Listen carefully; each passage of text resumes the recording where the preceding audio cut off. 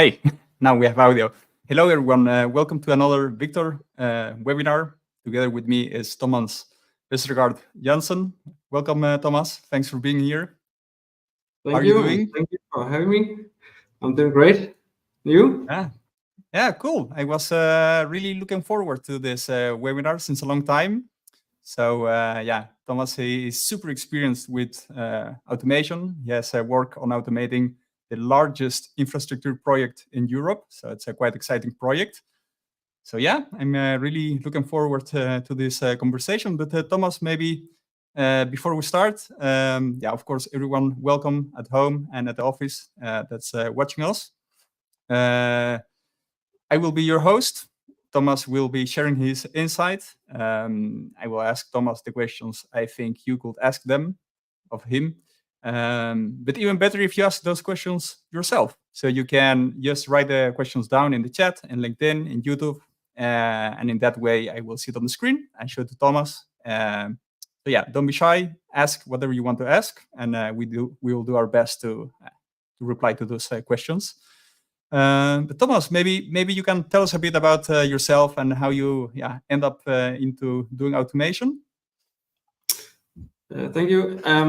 Well, I'm a civil engineer with a background as a PhD student.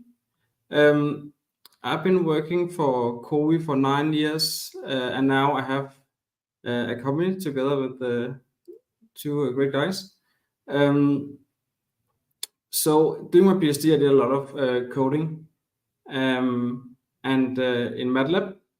And then when I started working at COWI, I really missed coding. So right away, I started using Python because this is an open source and free programming language. And a few years later, I started working at the Fehmarn Build project, where we excuse me. No, well, it's an amazing project, no? So it's such a big project, and I'm not sure if everyone at home knows what that project is. So maybe you could explain a bit about that project and what makes it so unique. Yeah. So maybe you should share my screen. Yeah.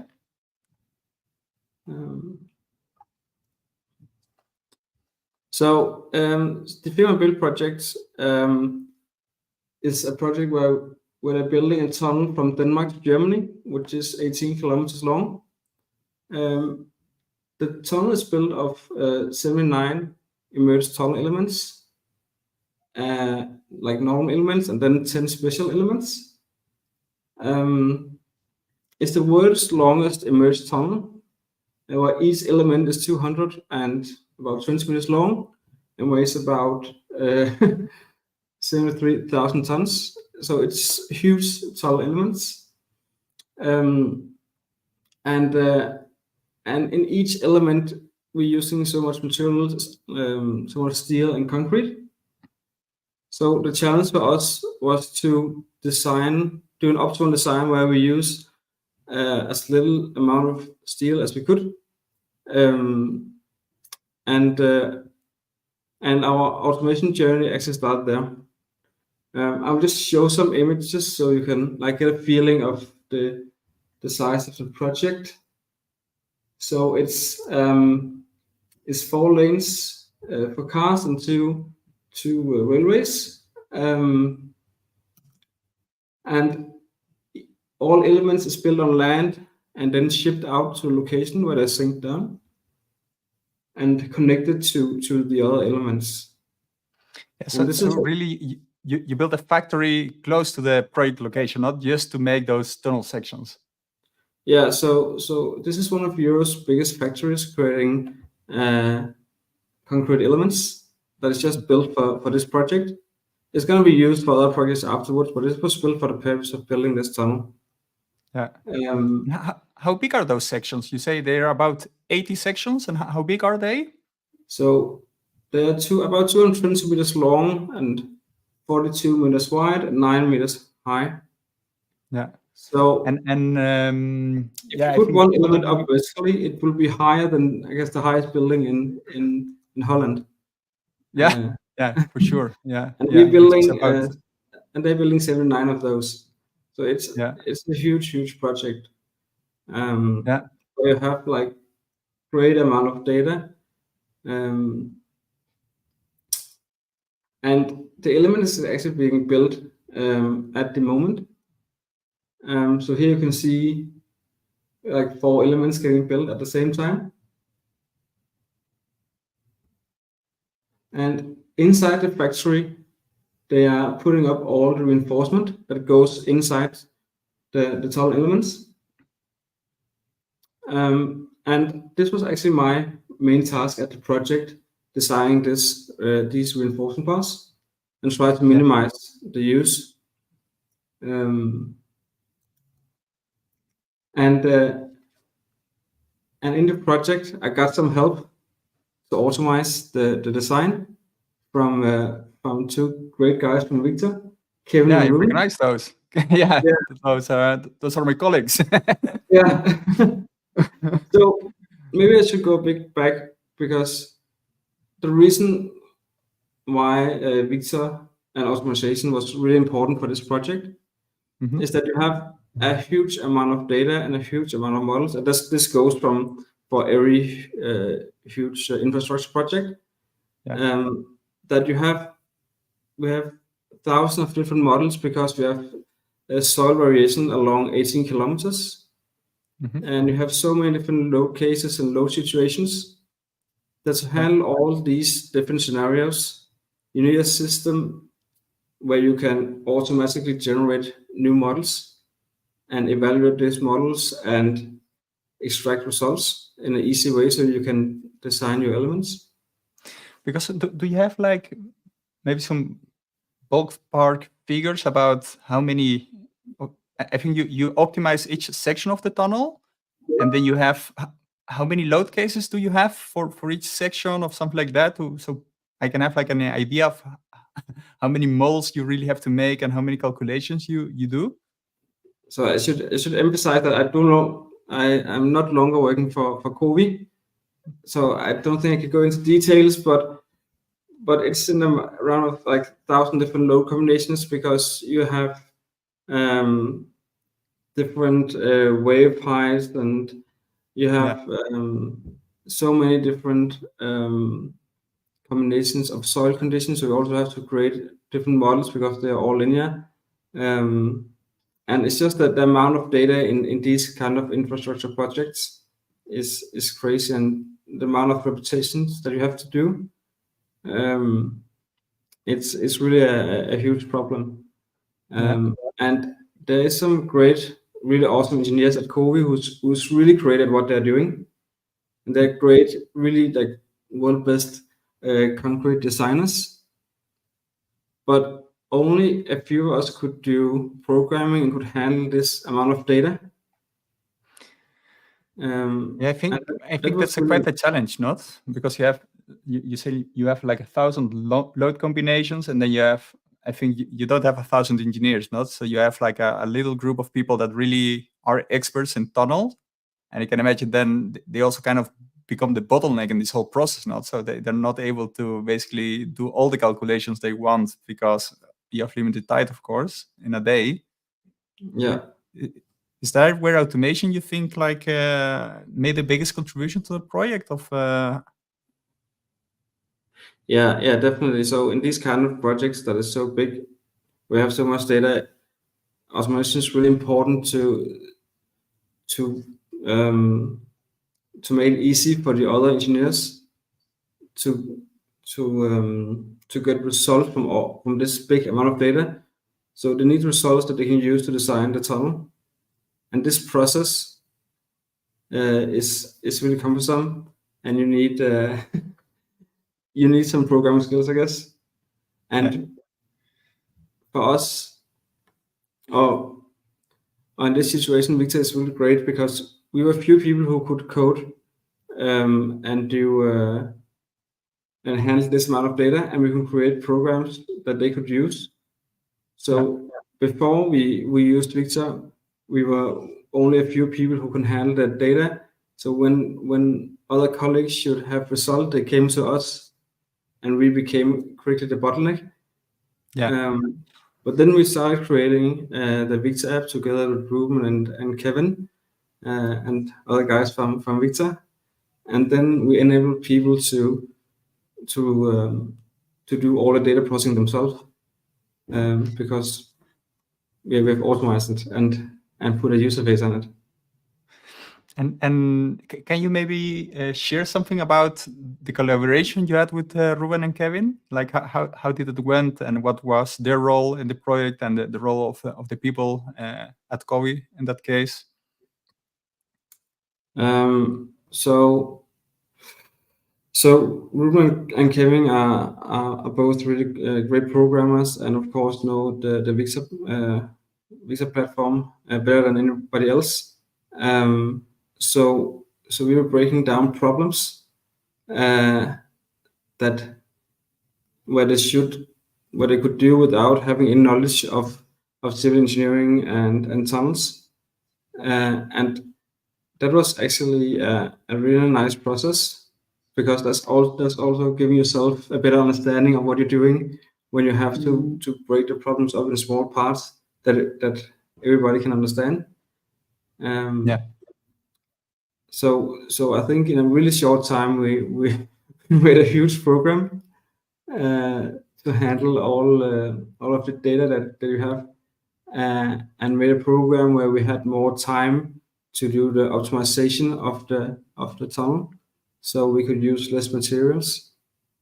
But it's also really important to say that there was so many engineers working at Kowi on this project that I was only working in like a small corner of it, and there was like so many really great engineers that was doing a really awesome job to like optimize this tunnel.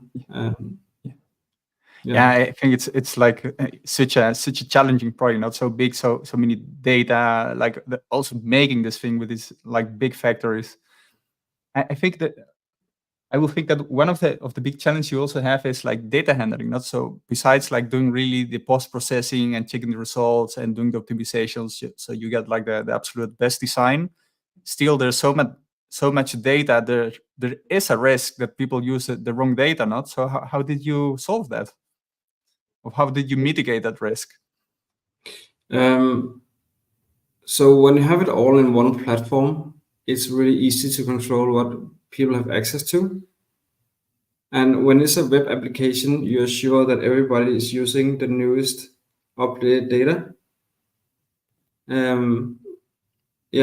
So it became really easily compared to having just a normal file structure on SharePoint. We could, or if we created something in Excel, then people might use an old Excel sheet and don't know about any updates. But when we do it all in a web platform, we're making sure that everyone have the newest data and the newest update of the programs. So this was really beneficial, I think. Yeah, that's great. And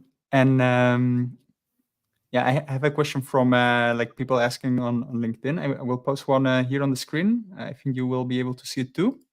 Yeah. So Sahid is asking, which programming language did you use in this project, or was it a combination?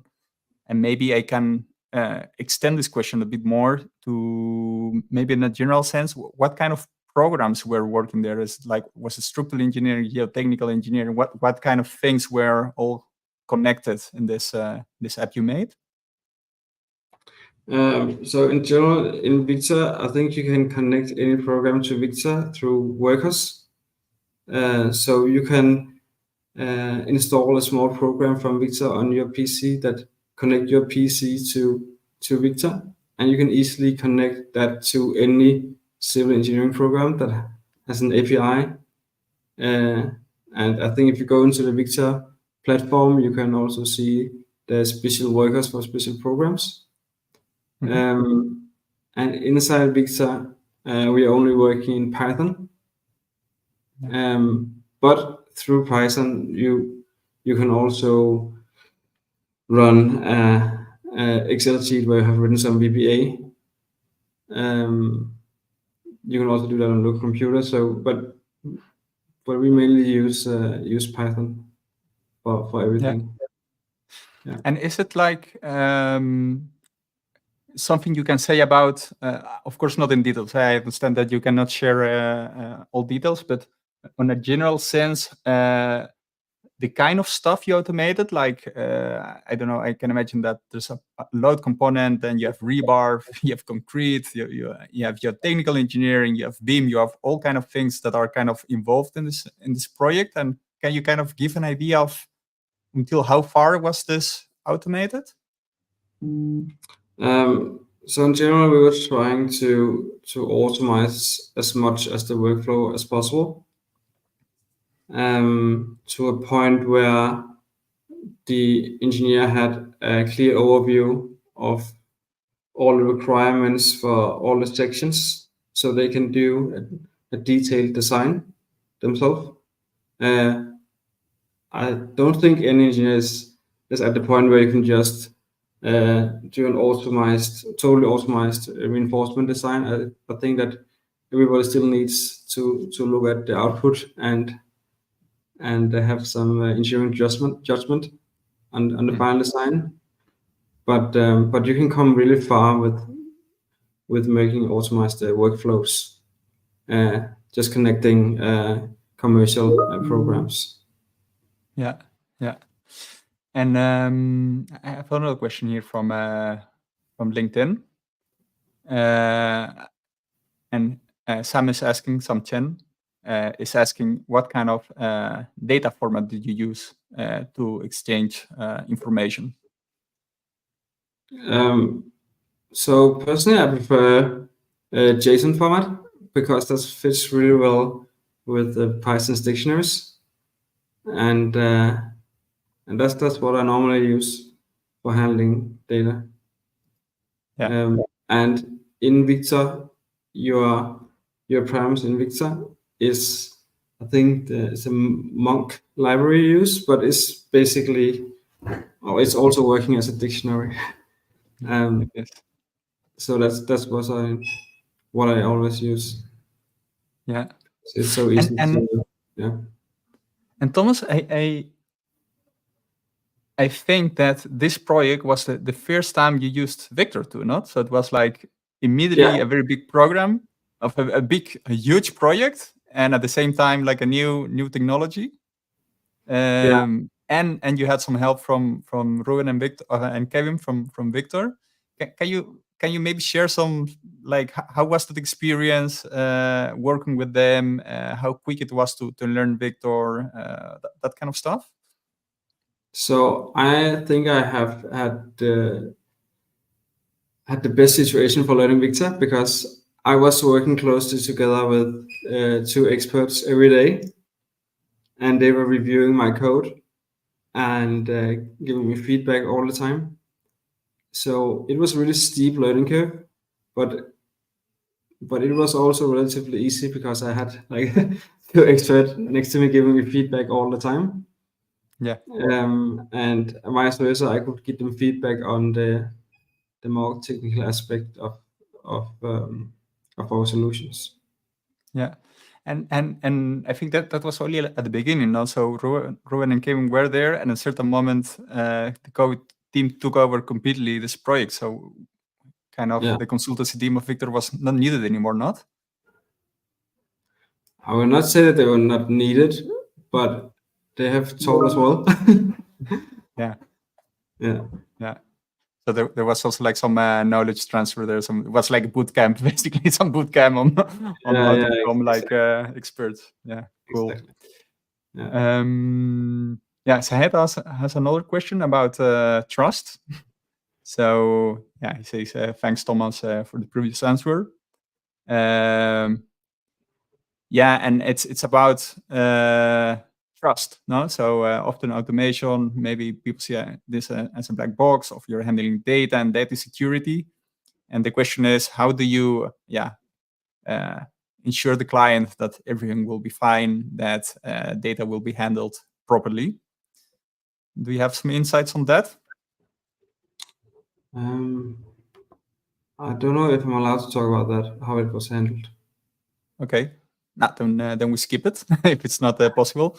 But yeah, I think from our own experience, at least Victor is certified. So we have certifications on data security, and some governments ask you that if you work for a project for them, that you store the data locally. So yeah, that's possible too with Victor. So you can have regional hosting. So for example, if you work for Australia, you can have your data on an Australian server, so you're compliant. And of course, we fulfill with highest security standards. So yeah, in that way, you're secure. And I think it's much more secure than handling Excel files, because it's so often, for example, that people use Excel files, and then you have contractors, and basically anyone can just take that Excel file and take it home. So I think the fact that you are working on an online platform that has restrict access, that is like integrated with single sign-on, so you can add and remove people, you can see who made the changes to the design. It's actually increasing the security in comparison with the standard way of working. So I hope, Syed, that answers your question. But yeah, Thomas, going to another topic. I have to congratulate you, because since a few months you start a new project. So you start your own company with Structurel. So congrats on that. I think it's also a big step. You have to be brave to leave your job and say, okay, I will start by my own. So respect. Thank you. Can you tell us what are you doing at Structurel? We'll just share some slides.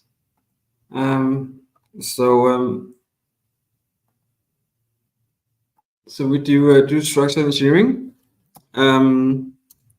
We are a small company that was established in March. So we've only been live for like half a year, a bit more. We have offices only in Denmark, in Copenhagen and Aarhus.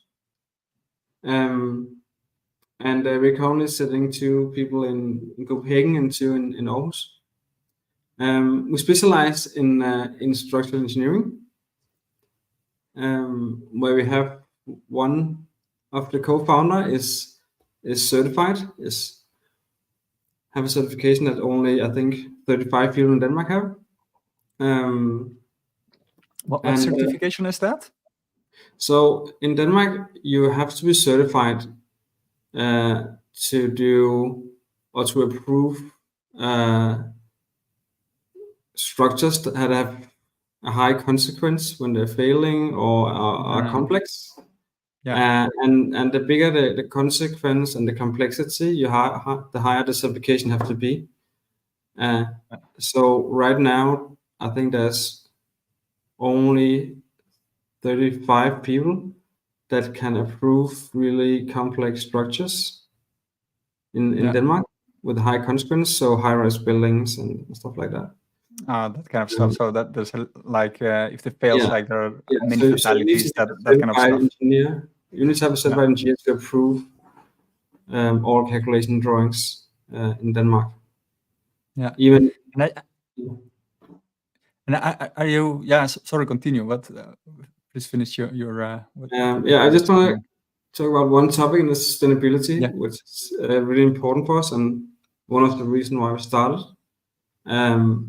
Because I think we can do more as engineers as we're doing now, and we have like 2 main goals in our company, that we want to push all projects in a more sustainable direction, which means that we really want to optimize the use of materials, and we want to keep the existing building that we have, maybe retrofit them, extend their use, and whatnot. And then we select some project where we invest in innovative, sustainable solutions. And so far it has been like a small vacation house where they used non-conventional materials, and we have done a lot of work with existing buildings where we have some buildings where we are extending the use, like putting an extra story on an existing building, where you really try to push it to the limit what the existing building can carry. I think that's. I can imagine that's quite different, not? So at the tunnel, it's like a huge project, and I can imagine like new buildings. There are like a lot of opportunities for automation because basically you start from scratch. But when you have like a renovation, do you also see like opportunities there for automation and doing stuff smarter? Yeah, so I have one cute example here that I want to share. So a client wanted to build one more story on an existing buildings where they were using, or there was masonry walls. So we had to do some tests on the existing walls to prove that the building could carry the extra story or the extra load. But the case was that there was already people living inside the building. So doing this test is a big mess, and we had to do test of the mortar and the bricks. And for the mortar, you can do pretty much non-destructive test, and you get the strength of the mortar. But to test the bricks, you have to take out the bricks and test the strength by doing a destructive test. You say those are like houses or buildings where people are living. So you're basically go to the kitchen of someone and break a wall and open it to see if you can build another story on top. Yeah, and it has a huge impact on people's lives, of course, that we're doing that, and of course they have to improve themselves. But here in this case, we were really on the limit on what we could do. So I made a small program in Victor because we were doing the mortar test first, and we got the results right away. And from the mortar test, I could calculate what the effective strength of the masonry wall will become, depending on the strength of the bricks. So I was actually standing on site with my Victor application to estimate the possibility to get a sufficient strength of the masonry wall, depending on the strength of the bricks. So with the Victor app and with an expert in bricks, we can take the decision if we should do the brick test or not, which was pretty cool. So if I understand it correctly, you test the mortar, which is like not that invasive at least. And based on that, you put it in your Victor app, and then you calculate like how strong the brick should be if you want to do your project, and then you kind of make a decision at that point to say, okay, it's simply not worth testing the brick because this will never ever work, or maybe there's a chance that this will work, and then you take the step to take a brick out for testing. Did I understand it correctly? Yeah, exactly. And I think this is a total different use case of what I've been using Victor for before, because here I used it as both for taking notes and making an interactive app, and also using Victor in a live situation. It's quite different going from like a mega project to like this very down to earth application. It's quite cool to see too. So this is just like a cute little example. This is not our whole strategy to just make small programs. For us, we really want to spend our time on optimizing structures and doing the structural design. And this is where we can see that Victor is going to help us. It will make more time in projects for us by optimizing stuff that we have to do that is mandatory, but that sometimes is in the way of really optimizing the structures. Could you give some examples of this? So you say it's like work you have to do for renovating buildings, not? Yeah, but like in general in Denmark, as you see, the slide is showing the amount of reports that we have to do in every project in Denmark. Could you maybe show every- it full screen, Thomas? Yeah, of course. So it's in Danish, but it's just to visualize that every. Oh, sorry. Yeah, every white every white square here is a report that we have to do. Yeah. And they all make sense, and they all have a purpose. But when you're doing small projects, they can take up a lot of your time, and you have less time to do an optimal design. So what we have experienced for smaller to medium-sized projects is that we're spending a lot of time on reporting, fulfilling all the requirements, and little time on the fun part, the structural design. Yeah, I can totally relate to that. So I also worked like 6 years as a structural engineer. It was so boring to make all those reports and copy tables and take all kind of screenshots from the finite element model and paste it in the report. So it was so I don't know. So I didn't get any energy of that. I really liked like searching solutions and seeing how we can get this better of improve the structure. And but yeah, still you spend like I know 50% of your time or more doing this report, and then something changes and you have to do it again. So yeah, I think it's not only in Denmark; it's like a worldwide problem. Like we have to do a lot of documentation. Yeah, and especially for smaller clients, it can be really hard to see the value in this. And so they have like a limited amount of money they want to spend on in engineering. So I think we need to do something where the customer can pay a fair amount of money for our services, while we are still able to optimize the structures in a sustainable way. Because as an engineer, our best way to contribute to a more sustainable world is to really optimize the structure, new structures, and really get the best out of existing structures.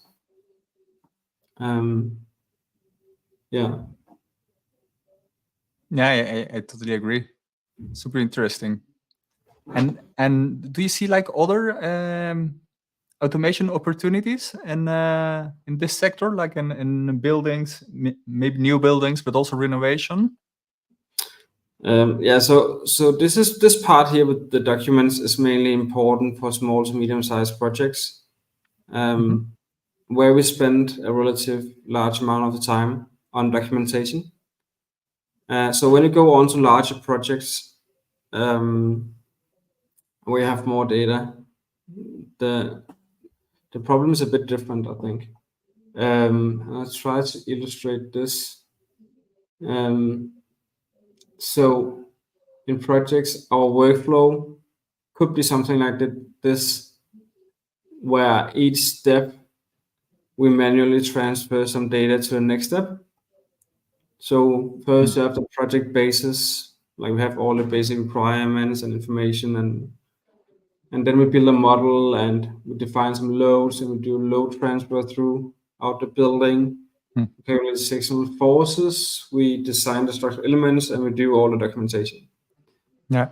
And so this workflow where you just do one part and then manually transfer all the data to the next part, this first of all is prone to errors, because every time you manually transfer some data, you will make mistakes. And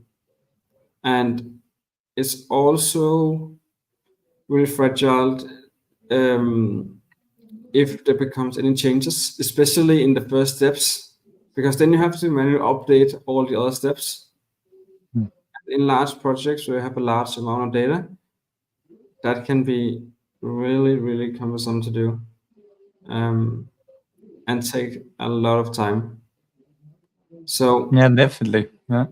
So what we focus on to reduce the time they have to do quality assessment and be more resilient to changes, that we're trying to make an optimized workflow. So connecting all of these parts. So when you're going from one stack to the next, the data is automatically transferred. And when you have done the setup once for the whole project, it's done. And then if there's changes in the beginning, you can do the changes and it will automatically update your whole project. Yeah. And so our goal is not to create small apps in Victor. It's actually just to create an optimized workflow where we try to connect existing apps on existing programs. Yeah. So I think this is our main goal for at least for larger projects where this takes a lot of time. Yeah. So because you say, yeah, there's like a shift in priorities when you have like a small project of a large project. And if you have like smaller projects, then you say, okay, the amount of documentation you have to do for a small project is so big in comparison with the engineering hours that just by automating the automation, you will be able to spend more time in engineering and then providing a better service. And you say, and I think that what you say is that once you go to like larger projects, that documentation part is relatively smaller in comparison with really all these iterations you're doing constantly and changing like the input parameters, and then something changes and I don't know, your technical conditions, and you have to start again. That it's more worth spending like time in really connecting these different like parts of the flow. So we've actually spent a lot of time identifying where we use our time in the projects and where it's easy to optimize and where we have some tasks that we just hate, because we are motivated by different things. And for me, for example, I hate doing reporting. So I'm really slow at doing reporting, but I love to work with Final Element and structural optimization. So this is what really motivates me. So it's also like, for me, it's also motivation to do this optimization and this automated report, so I can work faster and better on the projects. Definitely. I also really want to emphasize that we are not trying to make our projects. We're not trying to use less time in our projects so we can profit more. This is not our strategy. Our strategy is to do better and more sustainable projects. And the way that we see we profit from that is we can use, hopefully, less money on marketing and sales, because we will have happy customers that will come back. And we don't want to take the fun part out of engineering by just doing a lot of small and fast projects and just doing what we did yesterday. We really want to do trying to show how you can do it in a better way. Yeah. And I think a lot of people, I think there's like a general consensus in the engineering world that automation it's like, that's great potential in engineering. Now we can do a lot of stuff, but not always everyone knows how to start, you know. So do you have some advice there on where people can start and maybe how to start automating processes? Yes, I think the first step is to identify what you want to optimize. So you want to identify what you're spending your time on. It can be a bit annoying in the beginning, but I think it's a great way to actually have some evidence from what you're using time on. Just do a project and time on, take notes of what you're using your time on. And if you cannot do any programming, I think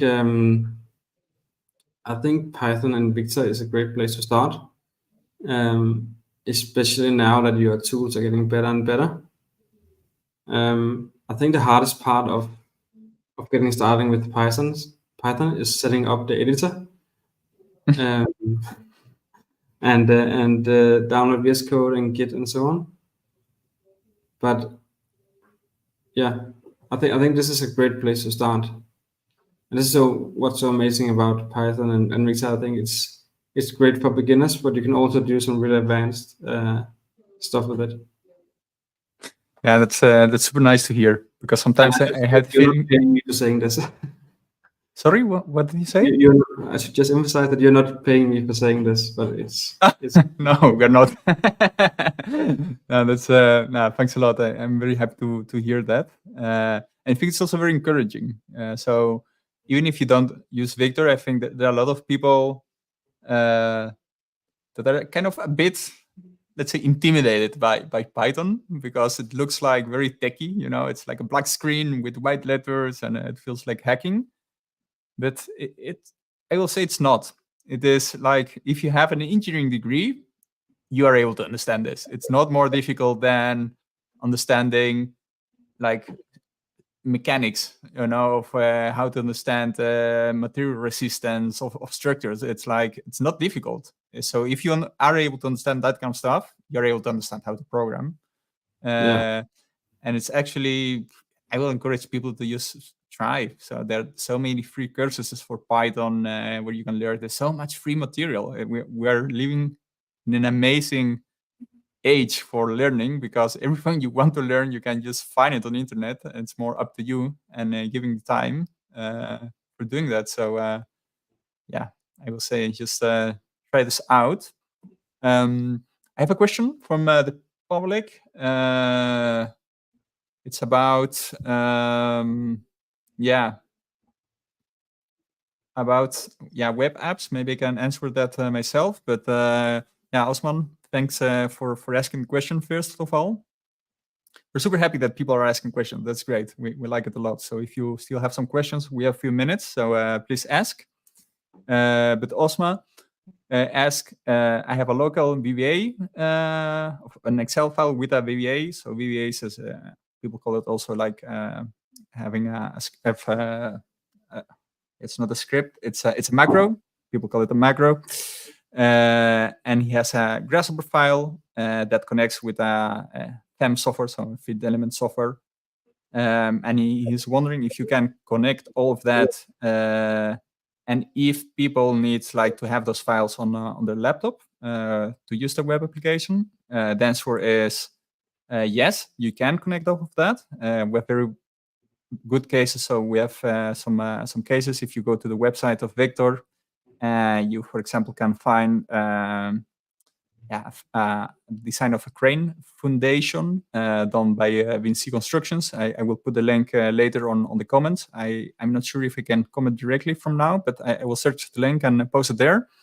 And there you see that they use exactly Excel and Grasshopper to fully automate the design of foundations. I can imagine you at the tunnel also had something similar, at least. I don't know the details, but yeah, that's a very common case to make some kind of Excel sheet, for example, to calculate the rebar, and a finite element model to calculate the forces, as some Grasshopper script for the geometry, or Excel for post-processing. Yeah, so those are typical use cases that you can do and make a web app for that.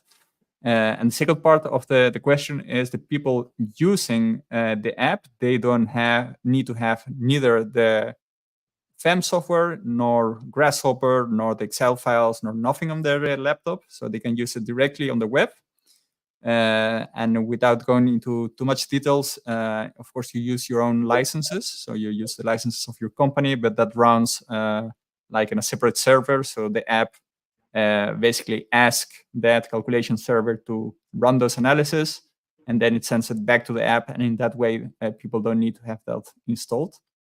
So yeah, Osman, we can also have a chat if you want, and we can discuss your case in more details, because of course, there we can understand what you're trying to. Answer? Yeah.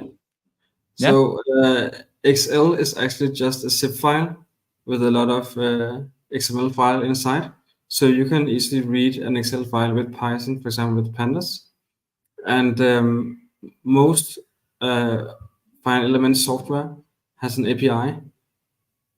Some of them actually in Python as well. For example, Diana FEA from Holland, Abacus also have a direct Python API. But they all have an API that so you can easily connect with programs from programming from Python. Even with the robot have an API that is .NET, but you can also connect that from Python. So you can actually connect with most software through programming, and thereby also through Victor. As we were talking about earlier, Victor have a setup where you can have a local installment of a program, and you can connect it to Victor. And they have specialized workers for specific finance programs, but you can also do a generic if the worker is not there. So you can actually connect like every program. I have not run into any program that you cannot connect to Victor or Python. Yeah, that's great. Thomas, we are running out of time. So let's say people want to reach out to you and they have maybe some project in Denmark and they need your help, or they want to have your insight into whatever you can automate stuff or make stuff more sustainably. How can they reach out to you? Is there like a place they can find you? Just share my screen. Sorry, I will So put it here. We have a website with all our contact information, and we are also on LinkedIn. And I also have an email that you're more than welcome to reach out to me. Also, if you just want to chat about automation and programming and Python, I'm more than happy to help. Great. And Thomas, maybe is there some last thing you want to share with everyone of some advice of something you want to share with the people that are listening to this webinar? Yeah, I think one of my unique experiences is working with one of the world's largest infrastructure projects, but also a year later working on small vacation houses. And in both projects, I can have so much fun because I can do them all in Python and use all these amazing tools to do optimizations. So I don't think people should be scared of going into smaller companies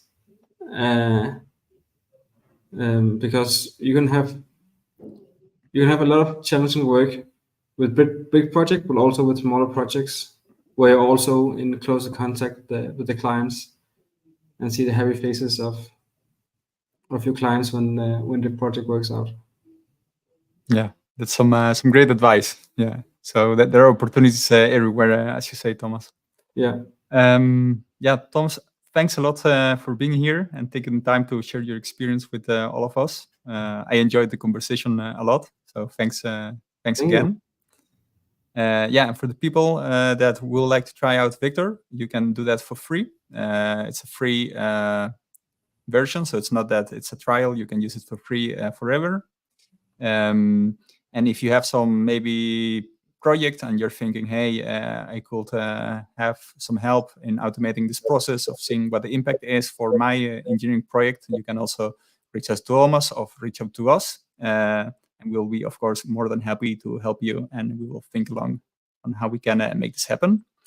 So yeah, thanks everyone for watching. We will have next webinar in about a month, and I hope to see you all there. And yeah, thanks again, everyone. Bye, Thomas. Bye, everyone. Bye.